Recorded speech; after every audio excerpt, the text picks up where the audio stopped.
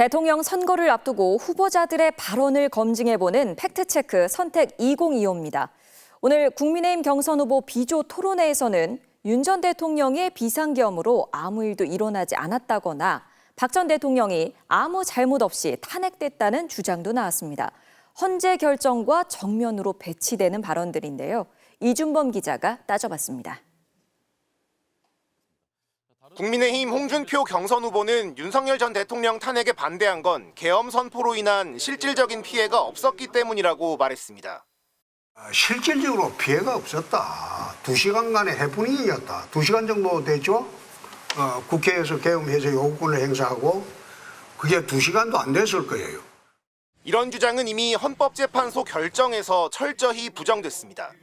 헌재는 탄핵 결정문에서 군인들이 진입하자 국회 직원과 의원 보좌관 등이 몸으로 저지하는 과정에서 부상을 입었으며 6,600만 원 정도의 물적인 피해도 발생했다고 명시했습니다. 그러면서 국회 통제 지시에도 계엄 해제 결의안이 가결된 건 시민들의 저항과 군경의 소극적인 임무 수행 덕분이었다면서 해제안이 통과됐다고 법 위반이 중대하지 않다고 볼 수 없다고 짚었습니다. 또 국가 긴급권 남용의 역사를 재현해 사회, 경제, 정치, 외교 전 분야의 혼란을 야기했다고 지적했습니다. 실제로 비상계엄 이후 환율 급등, 주가 하락, 소비 위축으로 경제에 큰 피해가 발생한 건 수치로 입증되는 사실입니다.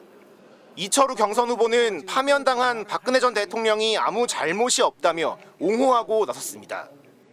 대통령이 뭘 잘못했느냐 이게. 그 때문에 가짜 뉴스 때문에 다 당한 건 아니냐 이게. 가짜 뉴스 때문에. 박 전 대통령은 최순실의 국정 개입을 허용해 국민의 신임을 배반했다는 이유로 헌법재판소에서 파면됐습니다. 이후 4년 가까운 재판을 통해 국정농단과 국정원 특활비 상납 사건이 인정돼 징역 20년이 확정됐고 새누리당 공천 개입 유죄까지 더해 총 22년형을 선고받았습니다. 나경원 경선 후보는 더불어민주당이 국가보안법을 폐지하려 한다고 말했습니다. 이번에 공약이 방첩사 해체하겠다는 겁니다. 그리고 국가보안법 폐지 또 나오고 있습니다. 22대 국회에서 국가보안법 폐지를 담은 법률 개정안은 발의된 적이 없습니다. 아직까지 이번 대선에서 민주당이 공약으로 국가보안법 폐지를 언급한 적도 없습니다.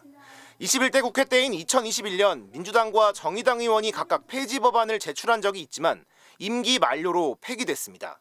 MBC 뉴스 이준범입니다.